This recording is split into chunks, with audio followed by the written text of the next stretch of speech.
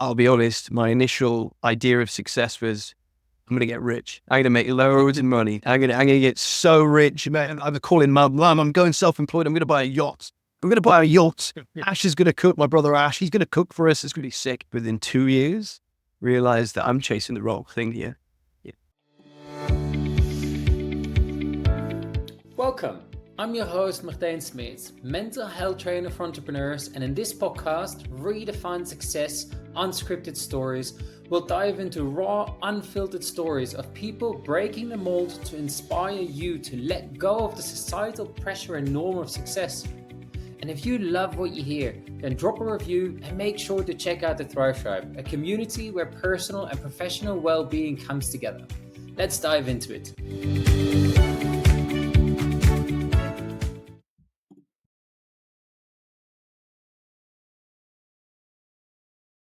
Welcome, Dan, man. I am so excited to have you here on this podcast. This is a guy who lives in the same small ski town as I do. He's a British guy who's been living here for much longer than I have. And we're doing it live for once in my beautiful home. To be honest, I'm pretty happy with its setup and pretty proud to be able to call this my home. But nonetheless, Dan is in my opinion, very good, motivated. He's a personal trainer and also, high level snowboarder. I think, if I remember right, last year your Instagram blew up to what, 30? 20K, 20,000 followers. But what do you start with at the beginning of the winter season? I don't know, like maybe 800. That's 800, and that was on one winter season. And he was working on the Baustelle on the building site in summer. I used to be a ski teacher, and a few weeks ago he actually landed a job for Ride Store. Yeah, I can share all of that, right? Yeah, for sure. Well, Ride Store was the mother company of Dope and Montag, and he's editing for them. Because he has been proving his editing works with his snowboarding videos. But we'll definitely share his socials so you can check his snowboard videos later. But first of all, welcome, man. Thank you very much. It's cool. It's really cool to be here. It's the second podcast I've done, and I've got to say, this is a nice setup. It's really cool. It's really cool. It's cool. Because obviously redefining success, the first question I asked Dan, I think it was a few weeks ago, of do you actually feel successful in life and in business? And, there was a yes, but then when you think about it, there's a no, because we always want more, right? That was kind of your response.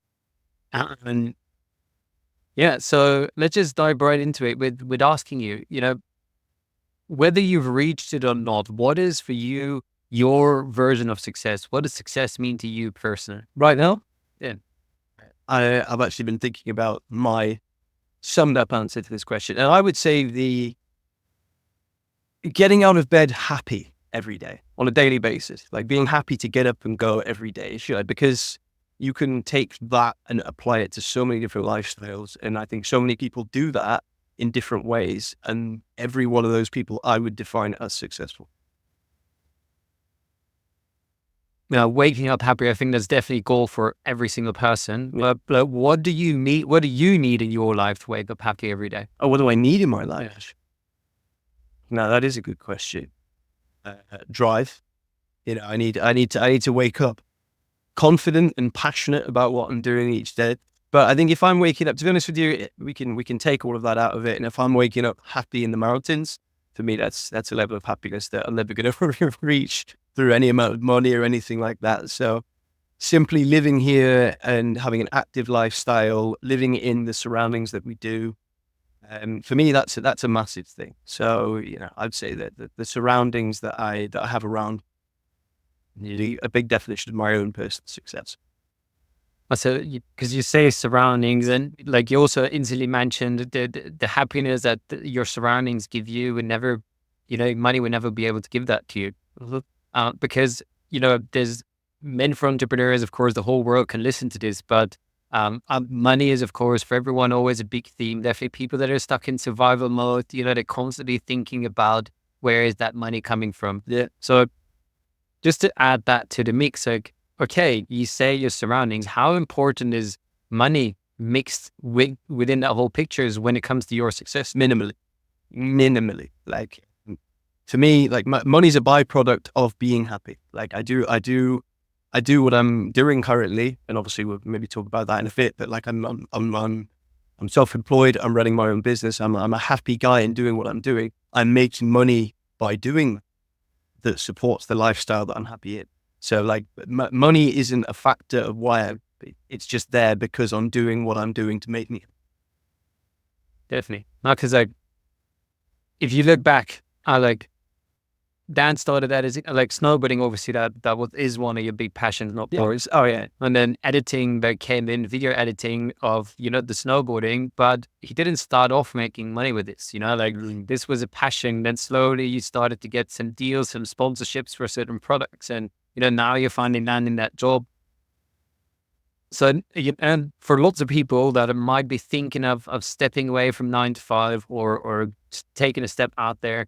That is really out there, go and live in the mountains. Yeah. Oh, yeah. It's quite, it's a long way away, especially now with Brexit, for Brits, for example. And like, that's why I'm curious to hear from you. Like, where do you come from? And then I don't mean like, yes, obviously from England, but your vision of success, or what did that used to be growing up?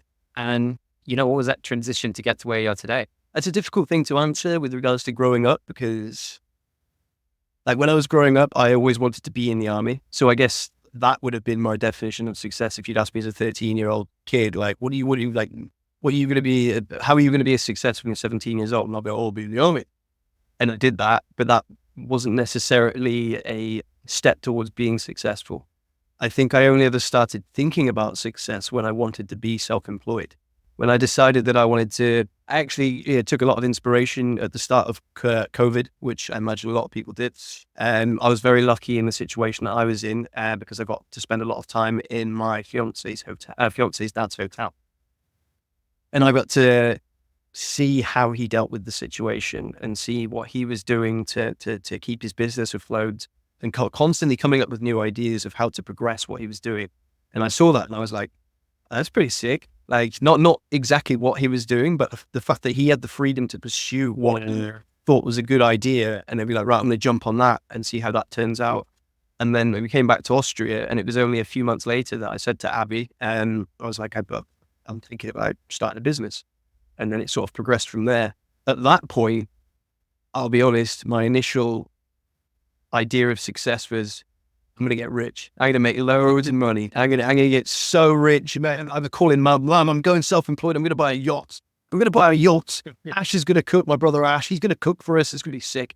And obviously started off on that journey and realized, I don't know, maybe I think within 2 years, realized that I'm chasing the wrong thing here. Like I'm everything that I'm doing, and don't be wrong. So for the guys listening, I started the business as a personal trainer, a fitness trainer, but I wanted to sort of bridge the gap between winter sports and fitness training. So basically training skiers and snowboarders to go on their winter holidays. And that was the sort of direction that I wanted to go down and why I went down it.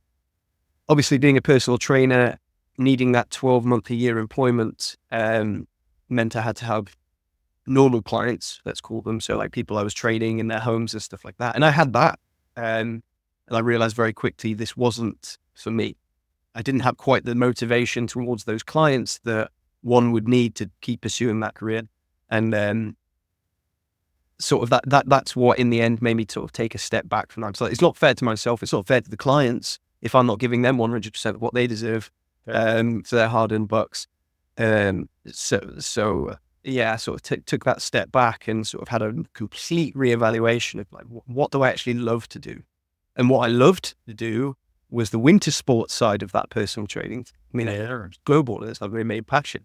Fitness, I enjoy fitness. I love keeping fit. I love being fit. I did enjoy training people, but my real passion was towards the winter sports. So that's when we sort of delved down that route. And then it was a stepping stone process to the winter training camps that we're now running now, to be honest with you. Yeah, like, obviously everyone listening, I think that's, again, like a very important thing to think about. It's not, I was here and then I took a step and now I'm where I am today. It's going through that journey of becoming a personal trainer and noticing this was not 100% like further actually the army, to go to the army and then that whole process. But like before we dive into that process, because I definitely want to, I'm curious to hear from you because going to the army, my dad has been in the army from 16 till he went on his pension. I've been raised in a very disciplined manner. Exactly. Thank you.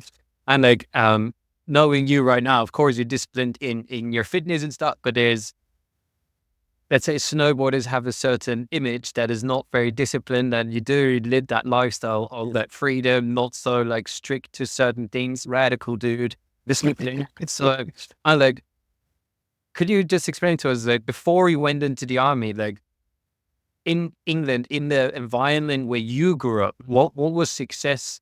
How did your environment look at success? I would say, and I would say this is quite a blanket view of maybe England or the UK as a whole.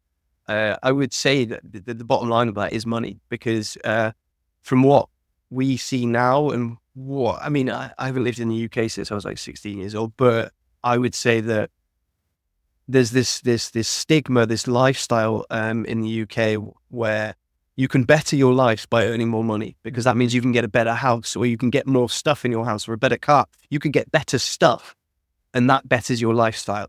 And because, I'm not saying that everyone in the UK thinks that way. However, that is a very big blanket attitude in the UK, especially within places like cities. Like everyone wants to earn more money so that they can better their lifestyle. And it's quite sad to think that that's the only way that a lot of people think they can better their lifestyle. Right? There is a billion ways that you can better your lifestyle. Whereas I think if you get caught in that 9 to 5, you get caught in that rat race, day in, day out. It's like, I need to earn more money. I want that promotion. Why? So I can get more money. What do you want the money for? So I can buy something. What are you then going to do? Okay, so it's quite easy to hit that ceiling of that, hit a glass ceiling. Yeah, very much so. You're asking really the right questions of okay, what do you want that money for? To buy something? Okay, what then?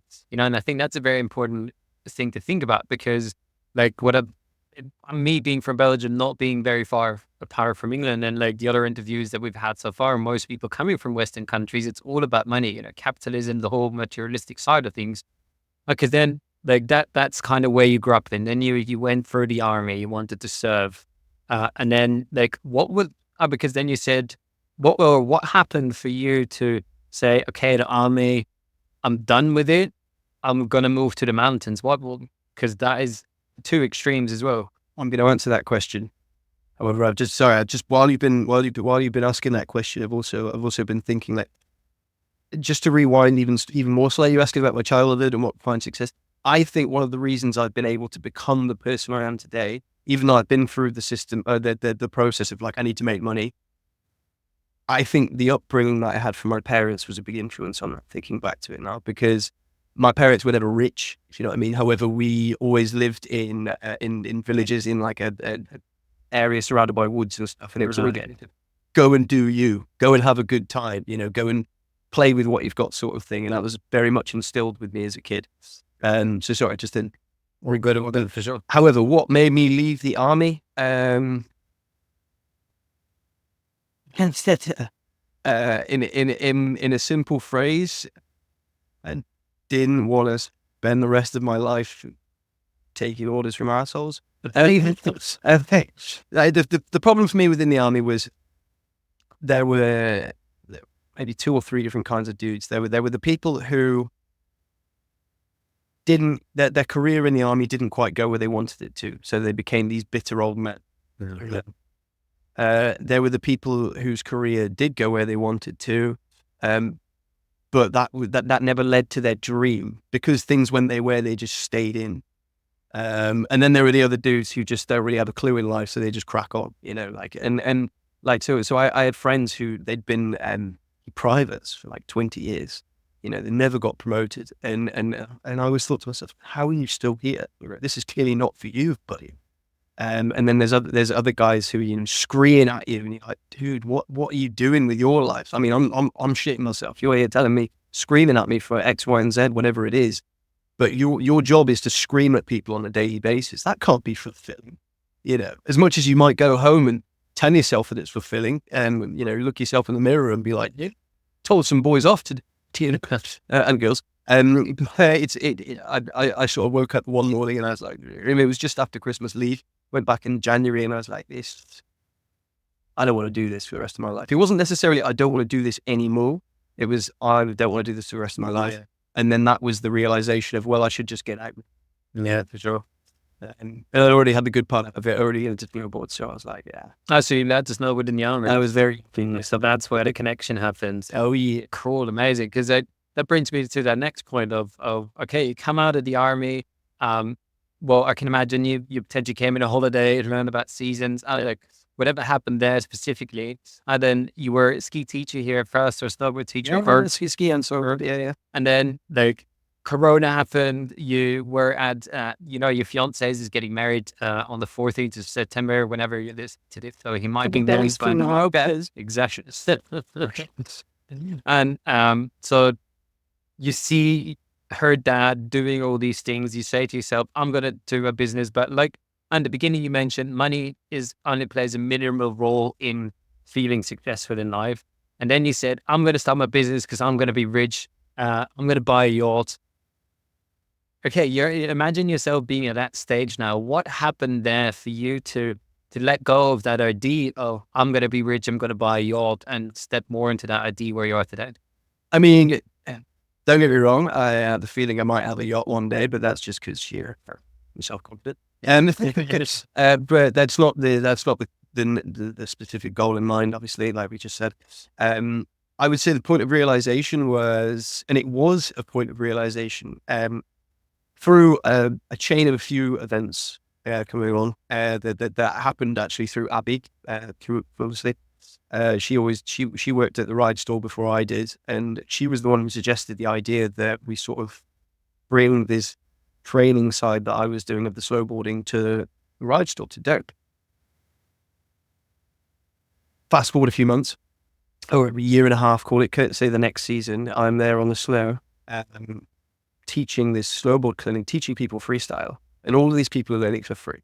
They're just community members who are learning from me for free.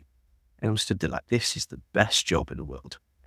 And I'm not just, and I know you could say that in a ski school and in certain other aspects. And yeah, if that's for you, that's for you. Whereas the way that we were running it, it was nice because I was my own boss in that scenario. And I was there like, this is perfect. And that was that point of realization was, I don't care how much money I earn. If I get to do this for the rest of my life, like, why would I ever care? As long as we can pay rent, live, be happy, it doesn't matter. And I just hope that a lot more people over the next few years, over the next decade, however long it takes, get a moment of realization like that.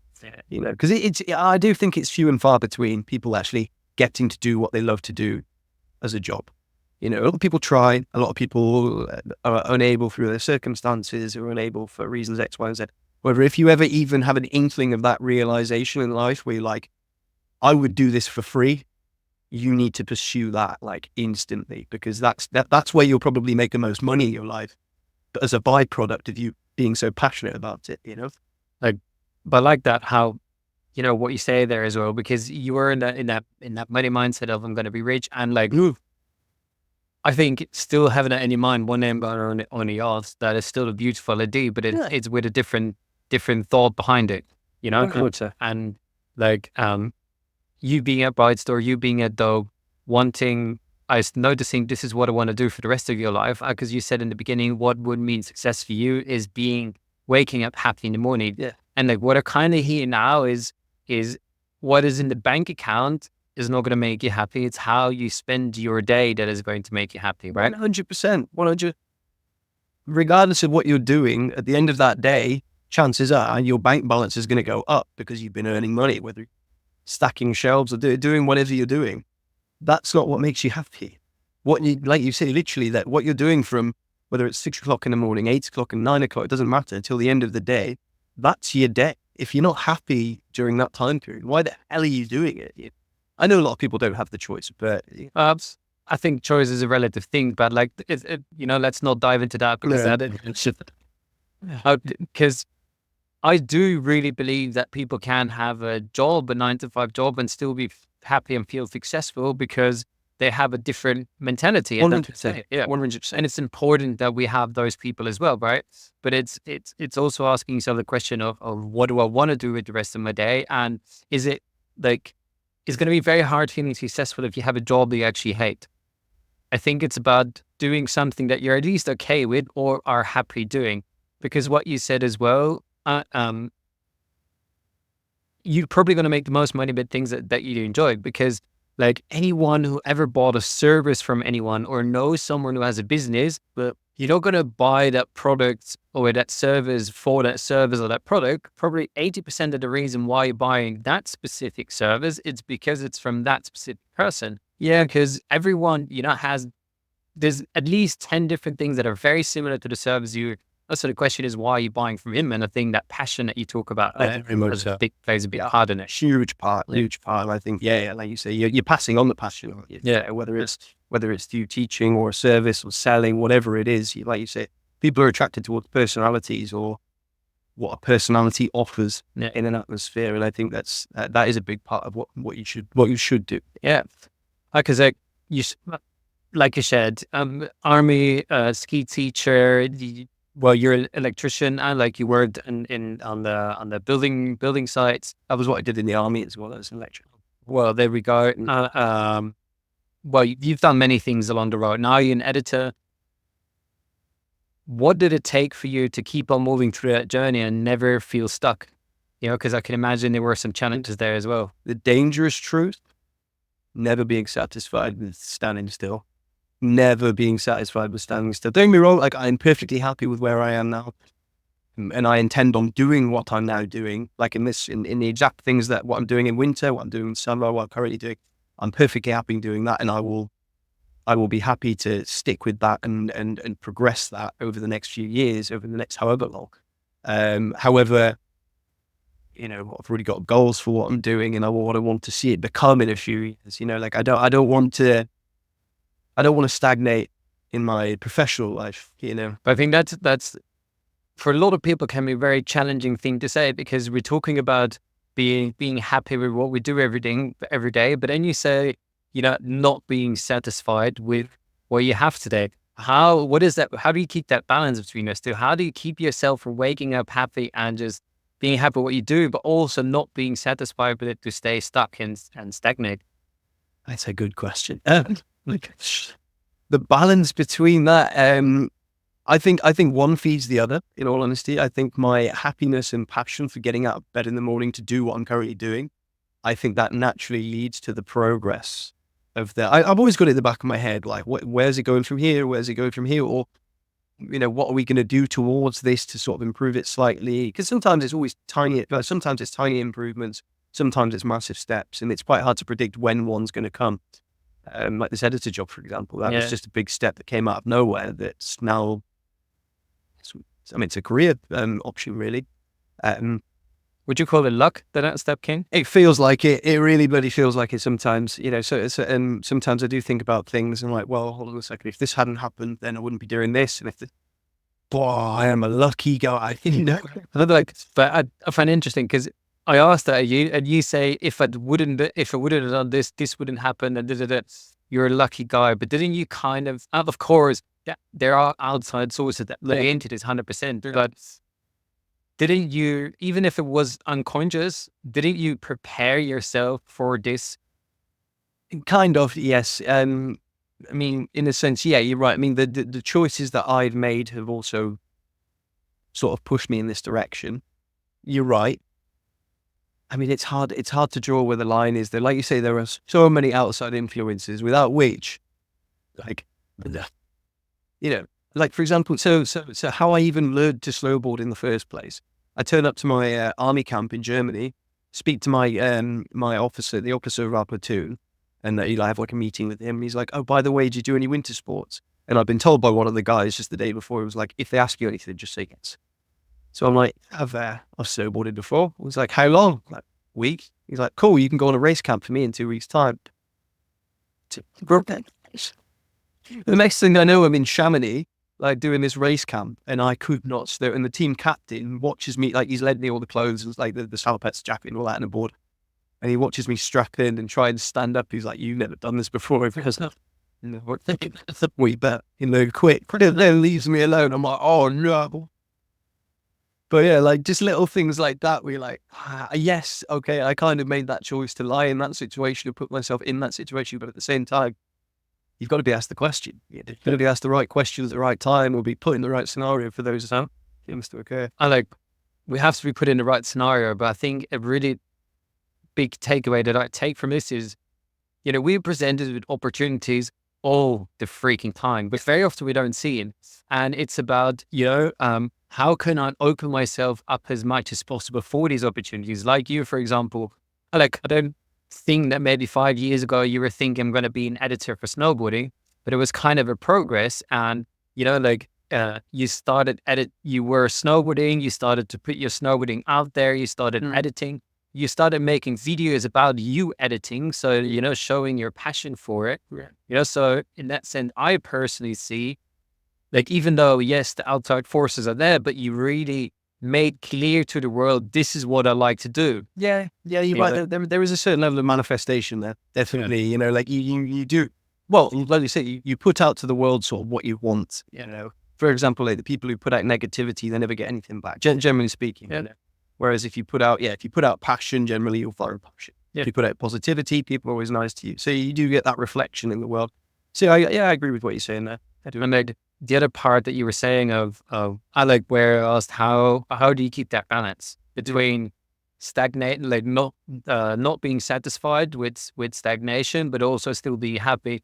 You said about, having a vision in the back of your mind and then taking these slight steps forward. Because what I see very often in my clients, I've seen it in myself, I see it in many people in the world, when they have a big vision, they can get so overwhelmed by it, but because they're constantly focusing on it.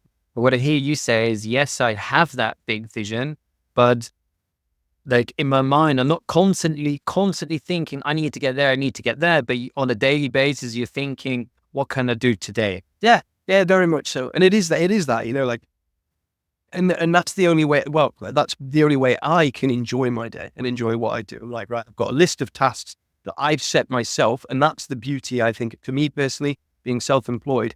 I don't really like being told what to do.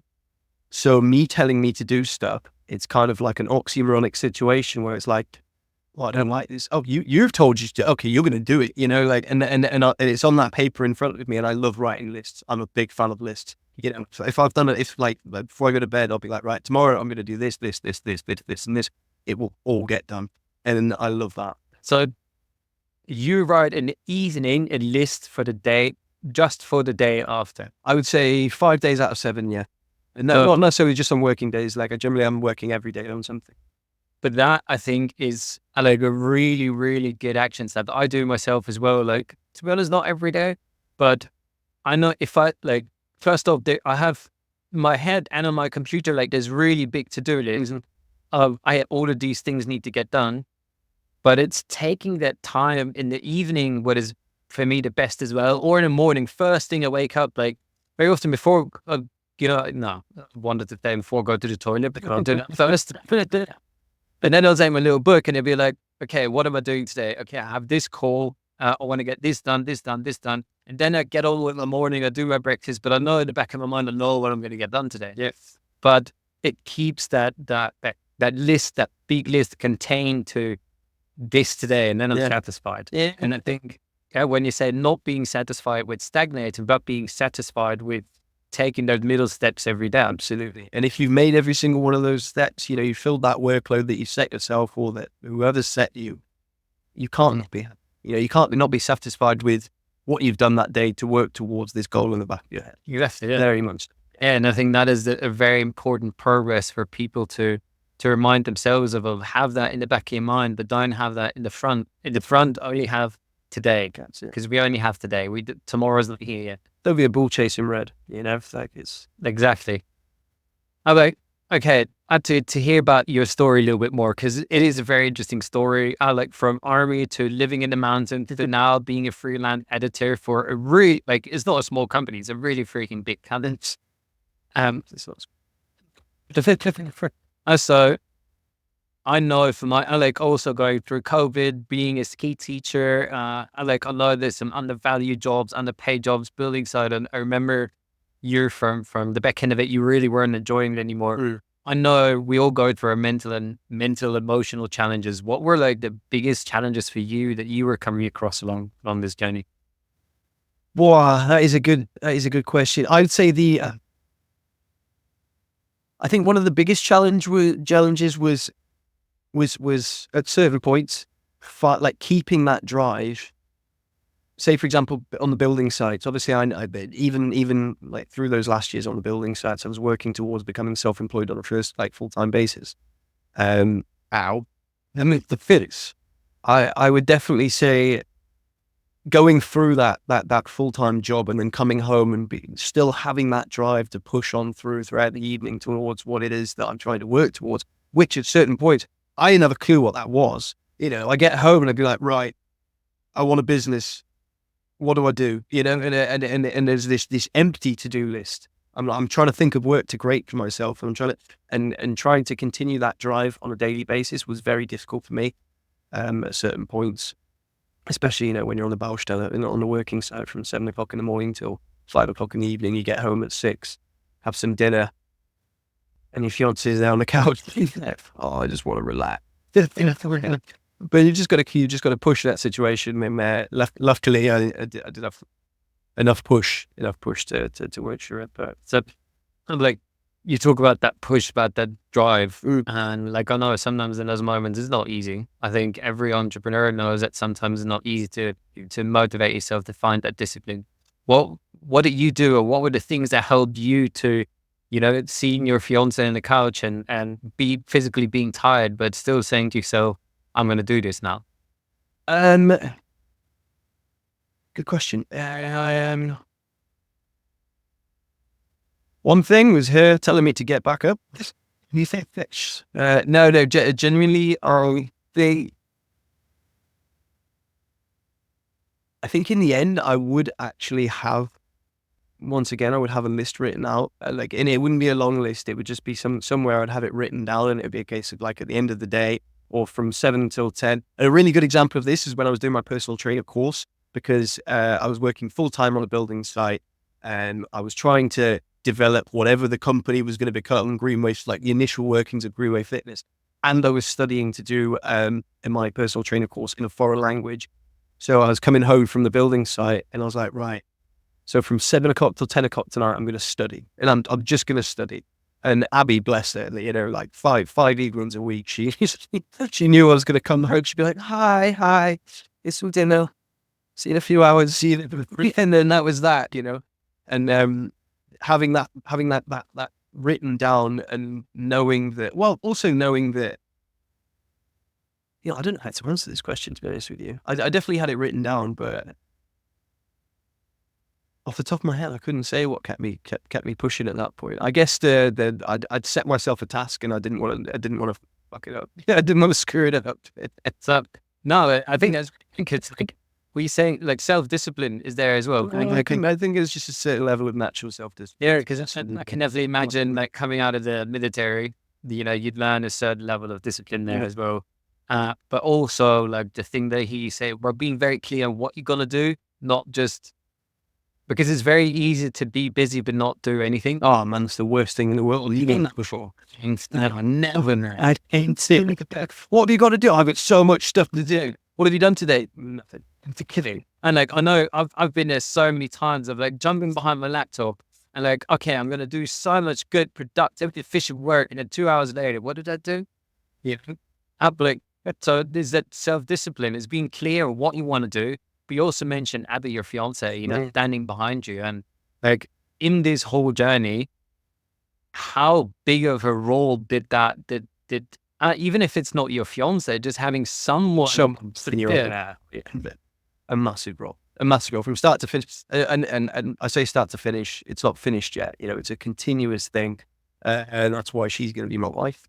It's the case. Honestly, from the second that I said to Abby that I was like, I think I want to go, I want to start a company. What do you want to do? Okay, cool. How are you going to do it? And she'd be that person asking me the question, to the point where sometimes I'd be like, get off my back, man. But, you know, if she's asking the questions that I'm not asking myself, you know, that's just beneficial. Yeah. You know? And you need that person there asking, even if it's a parent, like you say, or a friend from work, like from the current job that you're doing. You know, if you've got someone there backing you up, you know, questioning your play, I think that's really important, having someone questioning why you're doing stuff. Yeah. Because if there's no one questioning it, there's no one to stop you from making a mistake. Exactly. Even though mistakes must happen, it's nice to have someone there, you know, backing your play. Man, 100%. And you know, I've been on both ends. I've had times where I didn't have that back, and times where I had that back, and I noticed such a big difference in my productivity and efficiency. And you know, for the listeners now, like I have created the Thrower Tribe community to focus exactly on that part of you know, giving entrepreneurs that community, that space you talk about, where it's not just, oh yeah, you're doing good. You know, also ask the hard questions, because it's very nice for people to support you.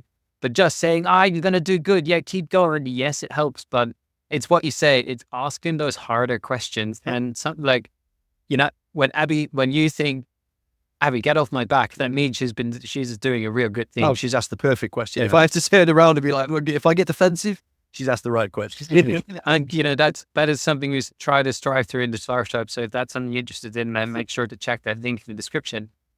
But like, what is on that whole journey?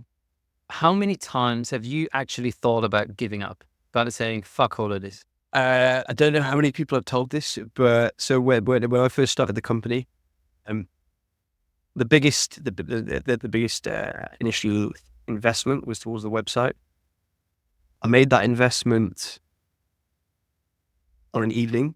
The next morning, I called up the guy and said, I can't do this. I can't do this. I need my money back. Like literally not even 12 hours into the company already existed at this point, but I made an initial investment and I quit on that morning. Like I couldn't, I'd spent all night going, how am I? And it was in that period where I'm like trying to build the company, study, do the building site. And it was on a Yowza, 9 o'clock in the morning. We went to Spa. I was like, I'll be back in 2 minutes, guys.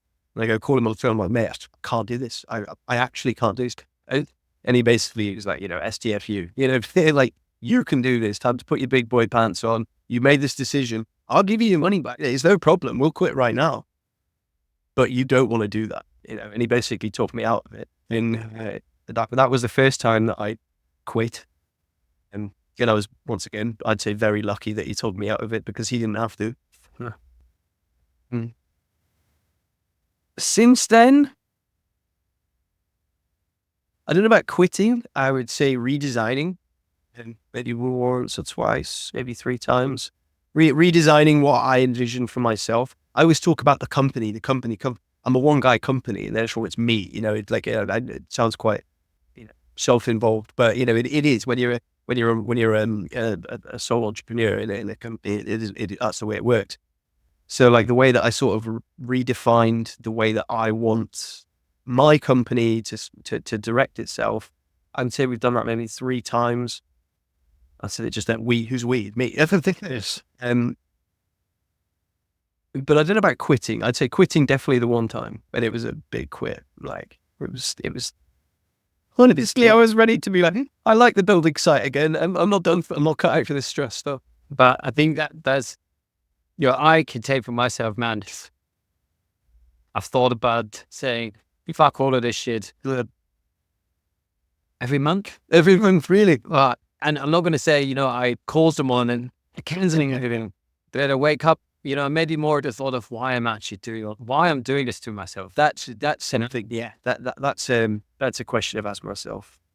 Yeah, a million times. It's, and to be honest with you, yeah, it's the what am I doing that gets me the most, and then that generally turns to a why am I doing what I'm doing. And that's how I lead to the positive answer eventually. Like that's a stepping stone question process of like, oh, that's why you're doing it. Now carry on, you bitch. You know, it's like, but yeah, the head in hands moment when you sat at the computer, I'm so sick of this. Yeah. What am I doing? Yeah, I've had quite a few of those. But I think you answered the question, because I had a following question in my mind. I was like, not mate, perfect. You answered it already. But I've like, you know, what is getting you through these moments? And you said it yourself of, you know, just asking yourself, why am I actually doing this? So going back to that why. So what is that why for you? Why are you doing this? Oh, I'm sorry. That's the question. The fact that I love my job. For me, like, those moments I only ever have when I'm at the computer during a planning phase of something. For example, an event with Dope that we're running in the winter, or if I'm sat partially through an edit and this transition's like breaking me in half, and I'll have those moments, and I'll just be sat there like, 5 minutes. Oh yeah, I absolutely love my job. All I need is 5 minutes. All I need is a cup of tea, or step away for a sec, come back, and it's just refreshed. I never have those moments. I've never once had that moment during an event, for example, in winter. Like I love editing now, like, and I've only been doing it professionally for a few weeks. Cool. Especially also all the deals with the Snowboard. So content creation, I've loved doing that for a while. But the actual video editing, like, I'm really enjoying. However, with regards to dream job, what I'm doing in the winter, those snowboarding coaching camps that we're running with, teaching people freestyle snowboard, that could not be closer to the dream role in my life. So all I need to do is remind myself that, that's why I'm doing what I'm doing. That is it.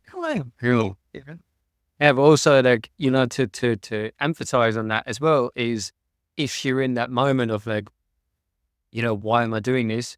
Instead of just pushing yourself and like, eating yourself up in front of that computer, you do take that moment of having that cup of tea, or, standing outside for 5 minutes and taking a breath of fresh air. Because I think that is, for many people, a big challenge of, you in that stress, frustration, whatever, however it might feel like for you, instead of staying in that. Because I know for myself, I'm not going to do my best work if I'm in that state. No. I have to step away and like take a breather to be able to find that right energy and motivation as well. I mean, it comes back to that physical health breeds mental health, like, and it's the same thing in a working environment. If you're feeling satisfied, let's call it, physically, because you've exerted enough energy a day, you've got enough fresh air, you've eaten the right food, etc., that this can go on, you're going to work better. You're going to be in a better mental state to do what you need to do or what you want to do. And so, yeah, I definitely agree. That's why, like, every morning in my routine, and I've got a pretty set routine on working days, and I get up at 6:05, and before 7 o'clock, I've done my workout. And then, I'm at the computer from like 7:15, and I'm good, because I'm already going to do, like you say, the best possible work that I can do, because I'm already satisfied about something that I've done that day. And stepping into a working environment already feeling satisfied, that's some good shit. And I'm very much of an early bird, but sometimes there are mornings where I wake up too early, at 4:30, and I'm like, no, not now. And then I put myself in this couch, and that's the worst I can do, because, like you say, then I lay in the couch and I start watching something, because I'm like, I'm not going to start working now. But then, that prolongs, and then sometimes it's difficult to get out of that. Well, other days I wake up at 4:30 or 5, or like 5:30, 6 is my ideal time. And I get up. For me, I don't start with a workout. Like, I very often, I go behind the computer and I do half an hour to an hour of just all the boring shit that I just want to get done that day, and it's done, and already so satisfied. And then I'm like, I run, unless I go for a run, and I already know that all that boring shit that I really don't look forward to doing is already done. So it's about, there's no one shoe fits all morning routine. No, not at all. It's actually really interesting. Yeah. I've not heard of a routine like that before. The fact that you do that's pretty crazy. I might give that a go, to be honest with you. It's make a list of the boring shit. Yeah, do that. Because I know during the day, like, there's some things that I get really excited about doing, like editing these podcasts, for example, and then, marketing it and creating the posts from it. Scheduling this and doing that, where I'm like, no. That kind of stuff that sometimes I just get done in the morning if I know it's still there. But, like, to slowly wind down and go to an end, I'm also looking forward to hear from you. What is in the future for you? Because, like, you said about yourself, in the back of your mind, there is that vision. What is that vision? What is your successful life that you are picturing for yourself? Quite a difficult thing to actually have an actual picture of. It's quite difficult right now. All I've got in my head is a happy honeymoon, to be honest with you. I mean, that's all the excitement that's sat in the back of my head, and seriously, the image that I've got in the back of my head with regards to what we've got, I've got goals currently, and to see past those goals is quite difficult because I have no idea where those goals are going to lead. But what are those goals? Those goals are, within like maybe 3 more winter seasons, I'd like to see these coaching clinics that we're running. I'd like to see those turned into coaching camps, like week long coaching camps where people can come along. They can spend a week learning with us, or 3 or 4 days learning with us, and really get something more out of what we're trying to offer. Rather than the taster that we're offering currently. Yeah. So it'd be like a chance to offer, well, like we said earlier, pass on a mass amount of passion over the space of a few days. And if we can develop that with these coaching camps, and then on the flip side of it, if I can, if I can spend, well, I mean, if I could get a few more editing gigs, life's good. Is there a dream or a goal when it comes to the editing? No, to be honest with you, because I have no idea where it's going to lead. Like I've lived my life so far like a stepping stone kind of guy. And if I spend 10 years on a stepping stone because I'm happy there, I'm going to do that. Eventually I'm going to take that next step, but I'll take it when I'm ready to take it, so I'm really excited to see where it leads, but for now. But I think from this whole story, like something super, super powerful to take away, is what you say. It's that stepping stone thing of like, you're here in the mountains, and something that I hear you say all the time is, I just want to snowboard. I just want to be on my board. And that is what you're doing. And without being crystal clear of, I'm going to do it this way or this way or this way, you've just started doing things, started to, let's say, put your feelers out in different directions, and you found like, oh, I like this, I'm going to focus a bit more on that. And that kind of created these opportunities, because I know there's so many people looking for that next best thing. I know people that are stuck in a 9 to 5, and they're just waiting for that perfect business idea to fall into their lap. And so we have to go through those steps. And I think that is a very inspiring and like powerful message to take away from this. Little step at a time if it needs to be.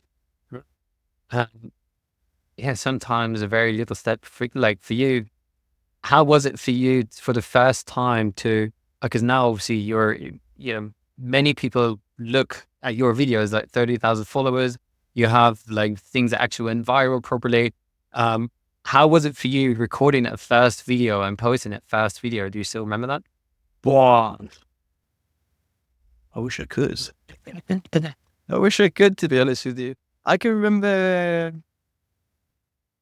posting a video on my first season of me doing some carving on a snowboard, and it wasn't even an edit, like it was just a follow cam that one of our mates took of me snowboarding down a piece and posted that, and I was like, oh, that's cool. It's cool. Like, it's cool to, it's kind of a vain thing, a bit of an ego thing, but it's cool to see yourself sometimes, for sure. Especially on a snowboard, man, right?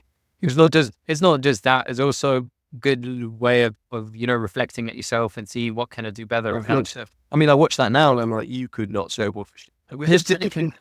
Yeah, but that's a lesson not just for snowboarding. To look at yourself and any part of life, reflecting on that. How can I do better? Yeah, because that's the thing in your editing. You look at your edit. How can I do these better? And I think in your work, your business, in your daily routine, in whatever, literally whatever you're doing in your life, you can reflect on that and not say to yourself, "Oh, this is not good enough," but like, there's always room for improvement. And if you don't think there's room for improvement, there's probably a shit ton of room for improvement. Yeah, there's probably more than you think. Yeah. Exactly. But like, okay, so we've talked about what your version is of success, waking up happy in the morning. It can be the same, but I'm going to throw the question at you anyway. If you would have to write a textbook definition, like a definition for this dictionary of what success is, what would that be for you? A textbook definition of success. Wow, that's difficult. So something that would be transferable from person to person, regardless of what they're doing.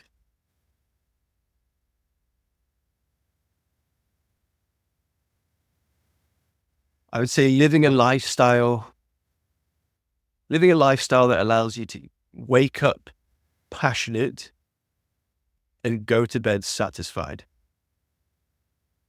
That's my definition. Wake up, I like it a lot. Wake up passionate and go to bed satisfied. To go a little bit deeper into that. Or, like some direct advice. What do people need to do to find their passion? I mean, they need to find what they like to do. How do they do that? Shit. Yeah. I think lie. Can I tell them to snowboard when they're honest? No. Go to one of the dance snowboard camps. Go there to snowboard. And no, I would genuinely say, I mean, I'm a person who grew up with many a hobby. I grew up trying, like, was another thing I absolutely love my parents for.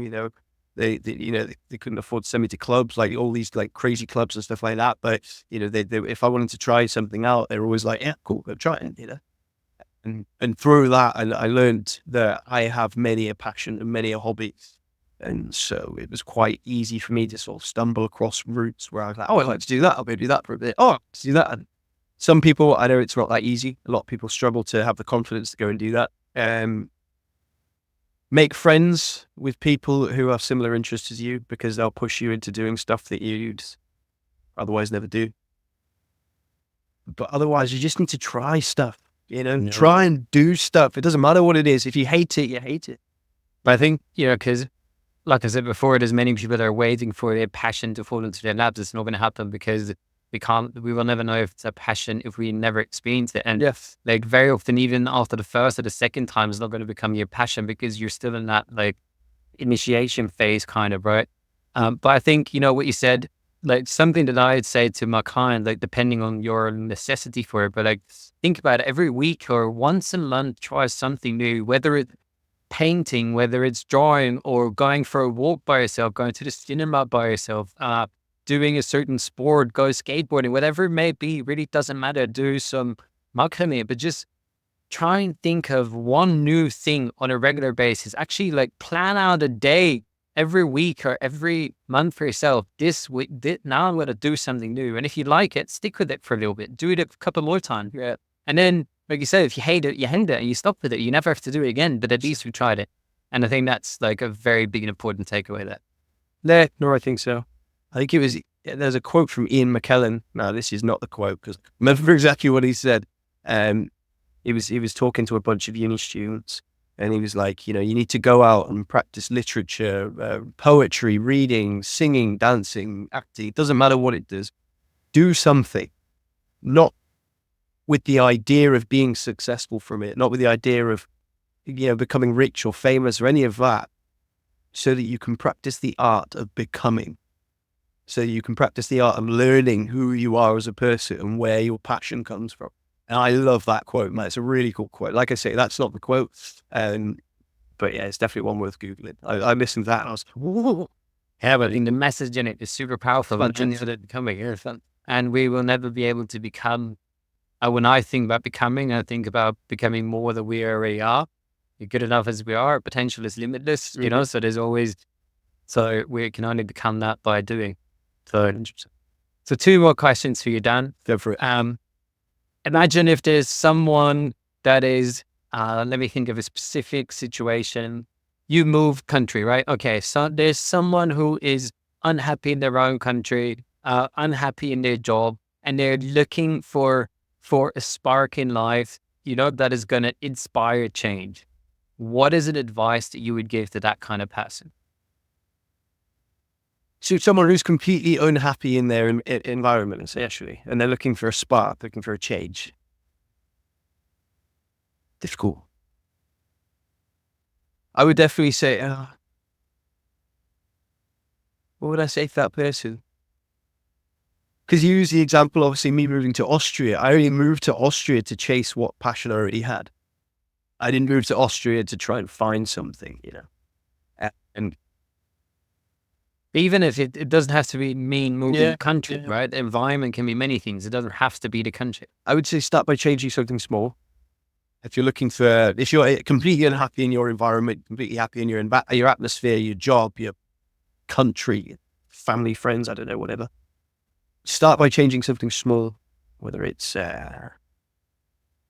start going to a club on a Tuesday night and meet some new people or something not like a dancing club, like a reading club or a squash club, doesn't matter what. Or something even smaller, start a little hobby at home, I don't know, buy a keyboard and something random like that. Because making little changes like that, like we just spoke about anyway, those will start to direct you towards either what you do like to do or from what you don't like to do. And both of those things are good. If you're going towards something because you like it, that's great. If you're going away from something because you don't like it, that's also great. So making little changes like that, that's always going to start to push you in a direction where eventually you might come across some massive change that you'd be like, I'm going to do that. And then be bold as fuck. You'll move to a different country or you do something crazy, but you can only do that. It's quite hard if you're in that situation. You're probably the kind of person that isn't ready to make a massive change in once. Yes. So chances are starting with a small change is probably the way. Just my 50 cents on the subject. I think. No, I love it. Start small. Create change. I've made this code multiple times in this podcast already, but I'm going to do it again. Change is the only constant in the universe, and it's up to you. Choose the direction of the change or wait for change to come to you. Change is going to come. So it's up. You take control. You take charge of it. So, I wouldn't ask you what next for you, but obviously, I'm already very appreciative that Dan has the mental space for, to come here and talk about this, because his wedding's obviously next week. And his mind is going to be there, like you said. The next goal is your bitte Woche. I'm thinking in German now. Your honeymoon. Exactly. So, well, of course, I'm going to be at the wedding, so we'll congratulate each other another few times, or me here at least. The people here, somebody might like snowboarding, somebody might want to get into snowboarding, look at your videos, be inspired, follow you, maybe even come to one of your dog clinics. Where can they find you? And if there is anything in the pipeline already that you know about, feel free to share it here and now. Nice. Let's plug. So you can hit me up at Danny G Way on Instagram. That's probably the best place to hit me up. I will always reply within 1 to 2 days. So even if you've got a query of where to go on holiday, how to get into the sport, what board to buy, it doesn't matter. Just hit me up. If you want to come to one of our camps, guys, you're more than welcome. We've got at least 4 big events planned this winter, if not more. The first one, which is set in stone now, is Rise Festival in France in December.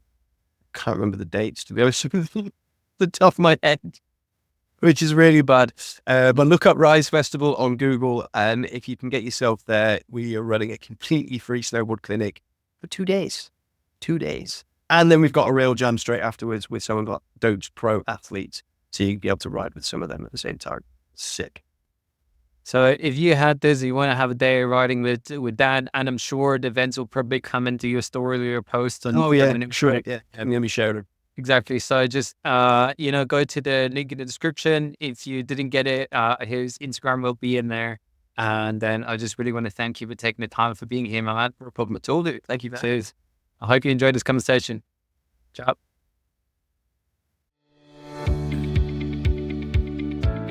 Thank you for tuning in, and I hope this episode was valuable to you. And if it was, share it with someone else who might benefit from it as well. And if you want to support the podcast a little bit more, a like, a subscribe, or even a review could go a long way. And if you are looking for more weekly insights, practical tips filled with resources, and updates on future free workshops, then sign up for the Thrive Wire, my bite-sized value-focused newsletter to help you thrive beyond the hustle. Sign up at www.thrivetribe.space/newsletter or find the link in the description. Thanks again, and see you in the next episode.